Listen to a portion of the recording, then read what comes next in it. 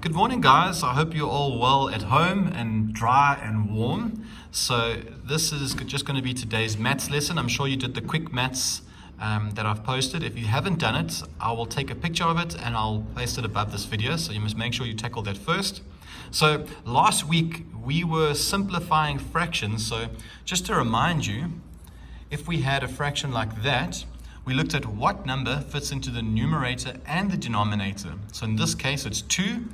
So we go 2 divided by 2 and 4 divided by 2. So that answer becomes 1 and that one becomes 2. So that's the skill that we worked on last week, simplifying. So trying to make the fraction as small in numbers as we can get. So now what we're going to do is we're going to add and subtract fractions, and then we're going to simplify the answer as well. So if you remember, we did 1/4 plus 1/4. That's the example from above there.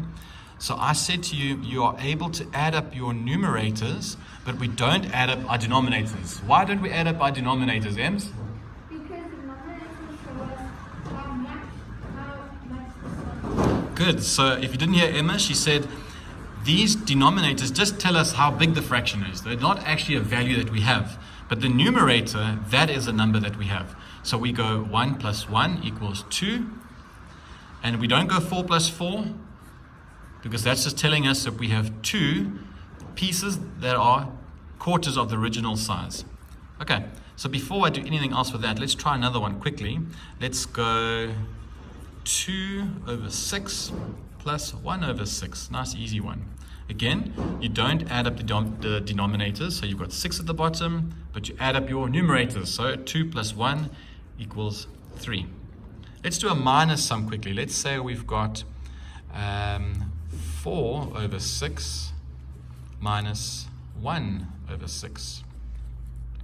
So again, don't do anything to the denominator. It stays the same, but you do go 4 minus 1 equals 3 over 6 again. Now, applying the skill we did last week, I want you to take your answers and then I want you to try and simplify them. So this one, again, the same as the 2/4 over there, can be divided by 2. So that becomes 1 over 2, because 2 divided by 2 is 1 and 4 divided by 2 is 2. This one, both numbers can be divided by 3. So 3 divided by 3 is 1 and 6 divided by 3 is 2. Half again. And we'll get the same over here. 3 divided by 3 equals 1 and 6 divided by 3 equals 2. Let's try some random ones over here. Let's say we've got 8 over 10.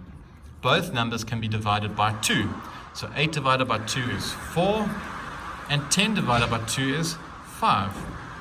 What if I have a number like 20 over 40? So let's say I can't think of a number that fits into 20 and 40. It's okay to start with a number like 2. So 20 divided by 2 is 10. 40 divided by 2 is 20. But looking at this answer, that can still be divided further. In fact, both can be divided by 10. 10 divided by 10 is 1. And 20 divided by 10 is 2. And I can't divide that any further, so that's my final answer. So just remember, when you are adding or subtracting your sums, don't do anything with your denominator, only your numerator at the top. But when it comes to simplifying, you must work with both numbers to keep the ratio the same. Alright guys, so below this video, I'm going to put some fractions to try out. All the best.